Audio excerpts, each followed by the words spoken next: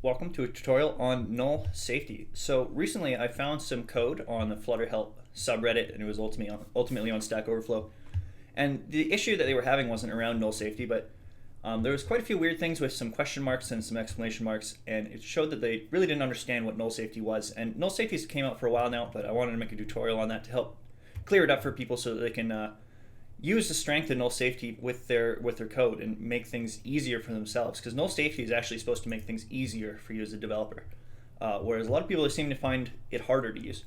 So hopefully this will clear it up. So here's the documentation on null safety. So the idea is ultimately that variables cannot be null unless you say they can. So just like picking the type of your variable, like a string, what we want to do is pick whether or not they can be null. And the way that we do that is by putting a question mark in front of the type. And you can do this with your own classes too. So you can see foo is a class. If you had foo question mark, then it would be nullable. Now, it is inferred that things can be null or not if you don't put the type. So if you just put final b, foo, it assumes that this cannot be null because we have given it a type here. If you wanted it to be nullable explicitly, you would need to put a question mark and put the type in there when you declare that variable.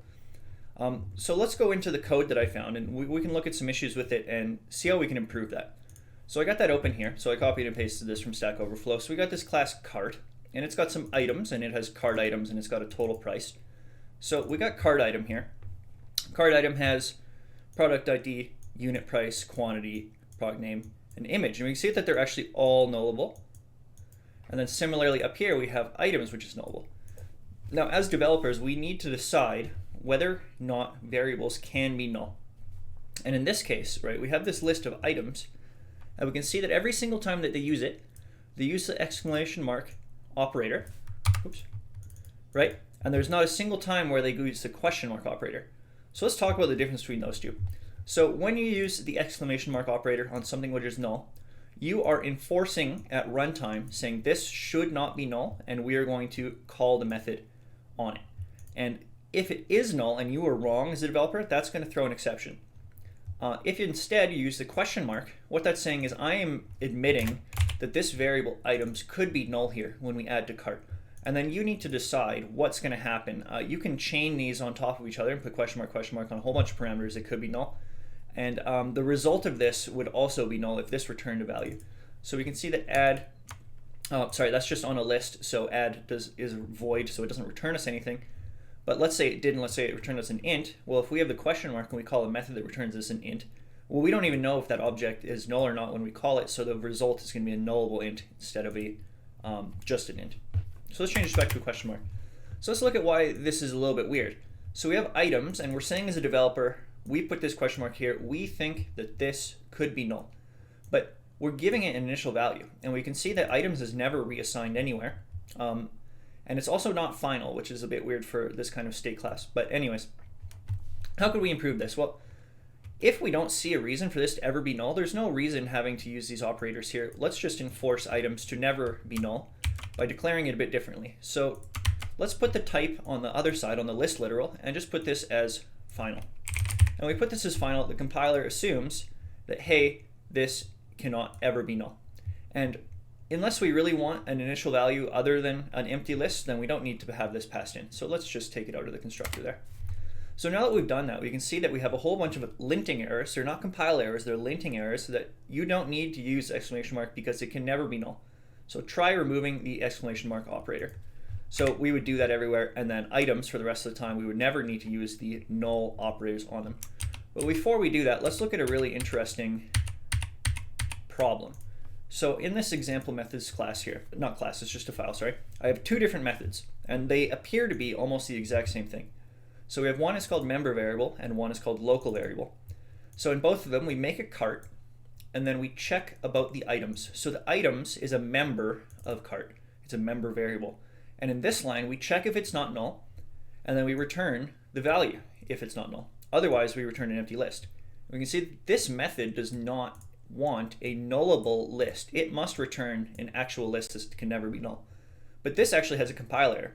And the compile error is that it says, you're trying to return a nullable list from this method, but it has a type of list card item and it's not nullable. And that might seem a little bit weird. It's like, well, I just checked if it's not null.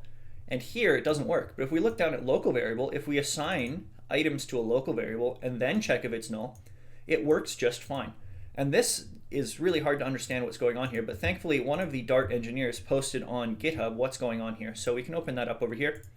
So this is working as intended. Type promotion is only applicable to local variables. So their variable is not local, and text span may well be non-local as well. The example doesn't show that.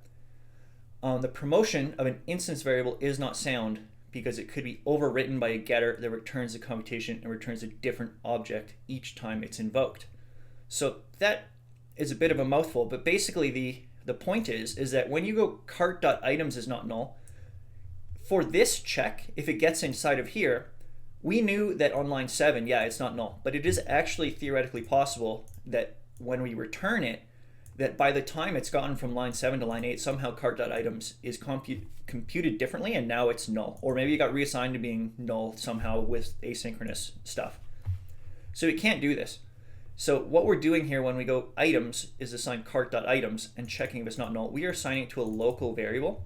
And then when we do something like check if it's not null, the compiler can do what's called type promotion, and it promotes it from being a nullable list to a not nullable list. So we can see that here, this compiles because we know that this local variable is not null, and it's not going to get recomputed line by line by line. It's the same reference there. So that's why this doesn't work. And it's just an interesting thing to keep in mind. So let's just delete that for now. And let's go back to our cart. So yeah, let's change this over to how I would write this. So let's put this as a final list of items. So final items, and again, we don't need to pass this in. And let's get rid of all of the exclamation marks on items everywhere. Now that we've done that, we can see that there's a getter here that just returns itself, right? Get cart items. All it was doing before was enforcing that it can never be null. Well, now that we've just declared it in a way where it can never be null, we don't need this either. So let's get rid of that. We've made it so that items can never be null. Let's look at the cart item itself, because cart item also has a very similar thing. So for every single item, whenever we access anything, we're using the exclamation mark. Well, if we know that those can't be null, what we should do is just declare them that way, right? So first off, let's put a trailing comma here, and then let's put final in front of each of these, because we know that we're passing them into the constructor. If this is a data transfer object kind of thing, like a immutable piece of data, it's best to make everything final, and then when we take away the question marks, we're also going to get another compile error, right? So when you have curly brackets, these are named parameters in the constructor, and it is not required to put them in unless you put the keyword required. So let's do that, because we know that these can never be null anymore. So whenever we construct a cart item, we're going to have to put those in and make sure that we don't miss one, because they can't be null.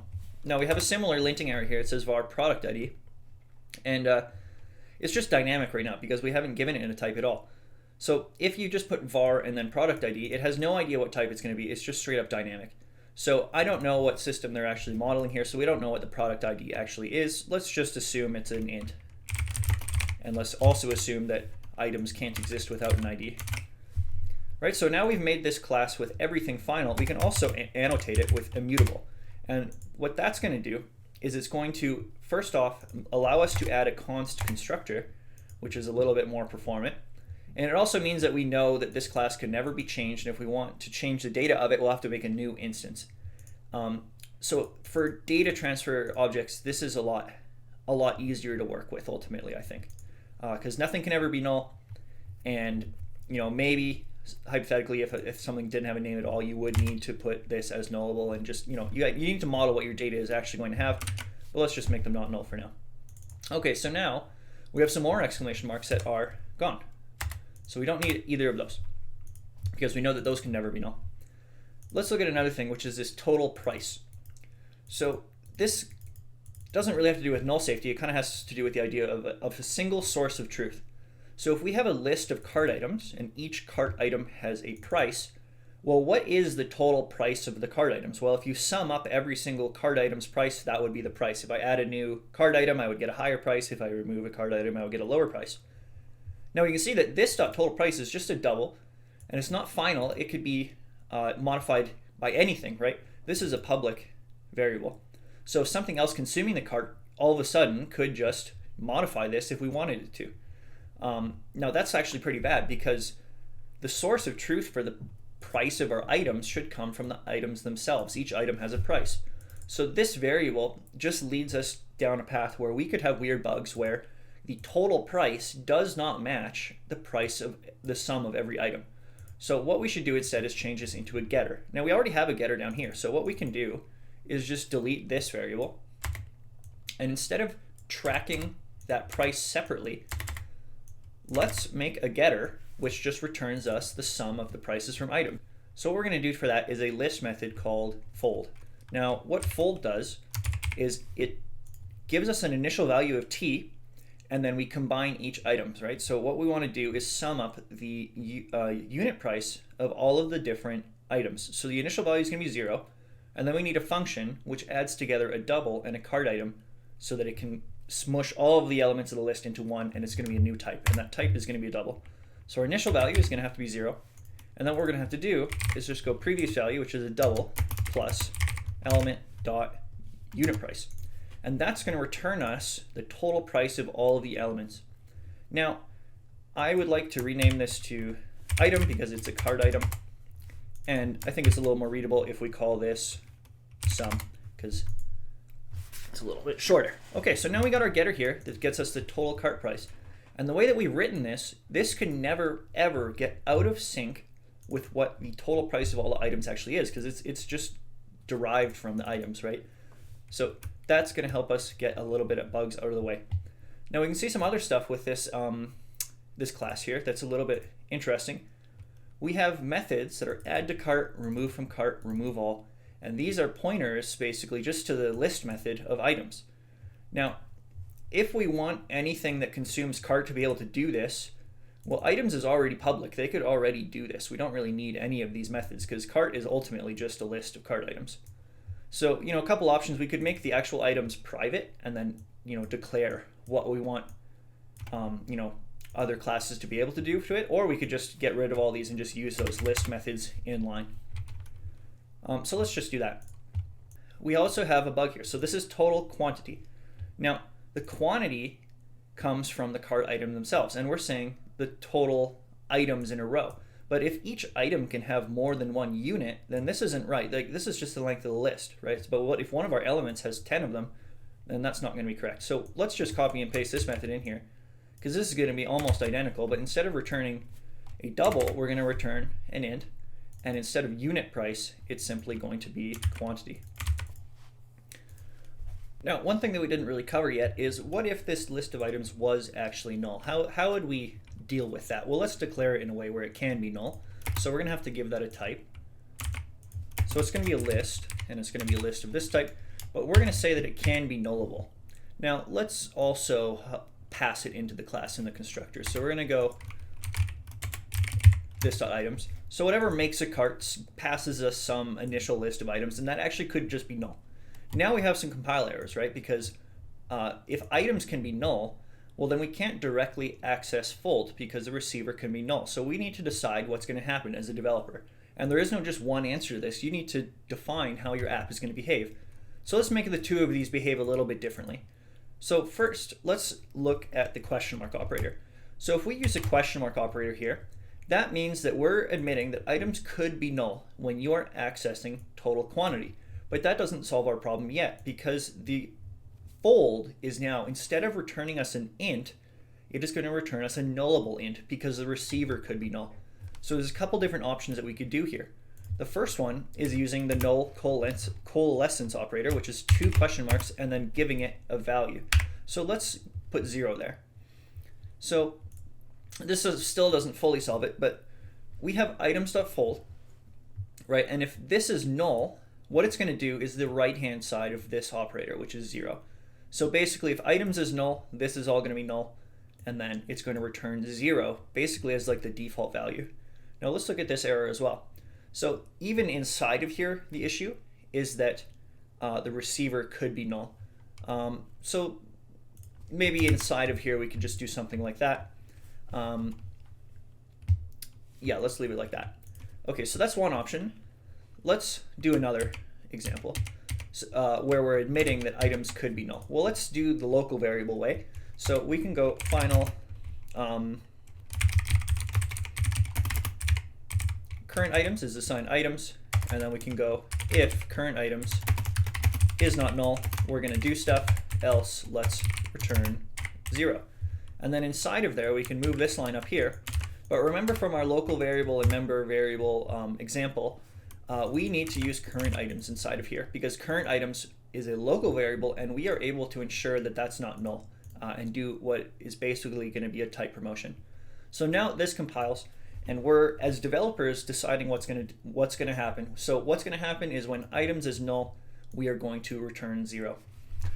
So let's look at total cart price and handle it a bit differently. Let's say hypothetically for the total price, we as developers have decided that items can never be null when you access this. In that case, we can do the exclamation mark operator enforce that items can never be null in this method. Now, of course, this one actually has the potential to throw an exception. If you are wrong and total cart price is called at some point where items is null, this is going to return, throw an exception. So these are the two main ways that I would suggest looking at null safety. Using local variables is a very good idea, and then you can do null checks and do type promotion and see what's going to happen when things are null. Otherwise, if you are, as a developer, have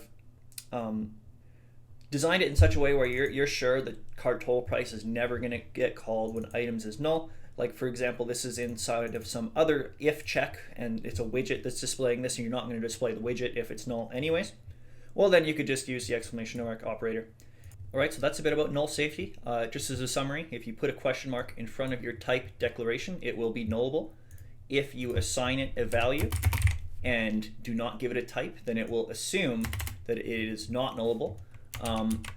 And if you want to, as a developer, force something to not be null, a bit like an assertion, then you can use an exclamation mark, and then this will throw an exception if you're wrong, and then null checks work a lot better with local variables because of type promotions. So I hope you enjoyed, and I hope this helps you with your null safety work.